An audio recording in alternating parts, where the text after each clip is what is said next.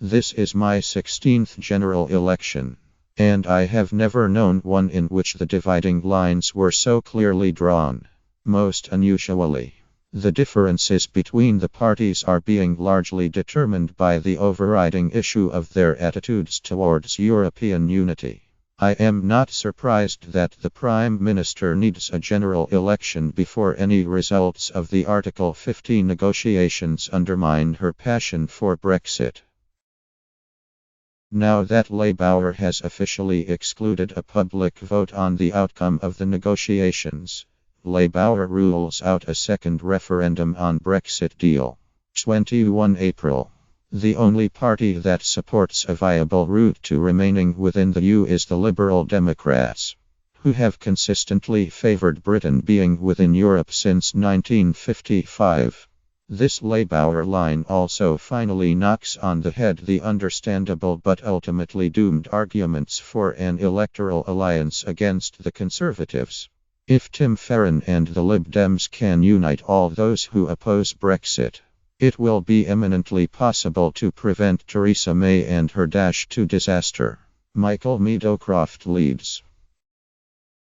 I am a Conservative to my core, but, like innumerable others who knew last June what a disaster Brexit will be, I hate this particular Conservative government and this single-issue Prime Minister especially. For the first time in any election I will absolutely not vote Conservative. And my vote will go to whomever I best judge most likely to unseat my local Tory MP, Damien Warburton Bedford. So the President of the European Parliament says it's not too late. Report. 21 April. There's a lovely Latin word, resupicere, whose classical and Christian connotations say it all. Come to your senses. Revive. Have another think. Think better of it. This is the word for today. Ginty Nelson, King's College London. I was intrigued to hear Theresa May list the unelected House of Lords among the opponents of the government as it seeks the best Brexit deal. May. Give me my mandate. 19 April. Should she prove victorious in the snap election, may we then hope for a solution to this blatant danger to democracy? An elected second chamber perhaps? Or will their lordships have proven themselves once more too useful to the Tory party by this time? Political opportunism is one thing, but hypocrisy is always harder to stomach. Chris Trotter, Southampton.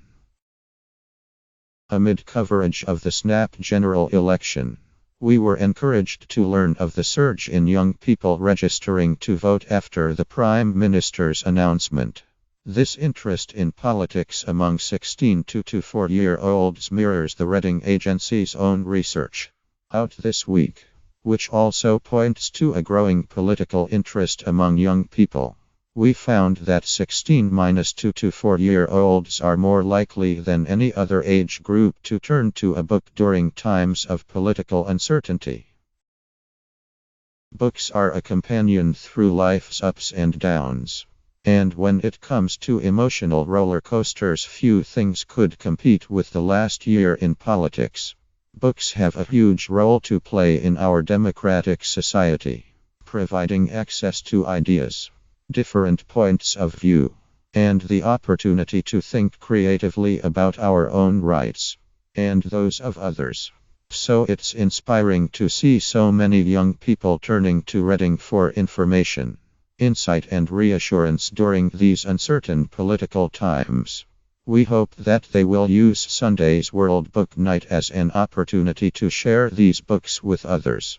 Our ambition is for thousands of people to recommend a book to someone who hasn't yet got into Reading. Sue Wilkinson, Chief Executive, The Reading Agency. Join the debate. Email guardian.letters@theguardian.com. Read more Guardian letters. Click here to visit goo.com/letters.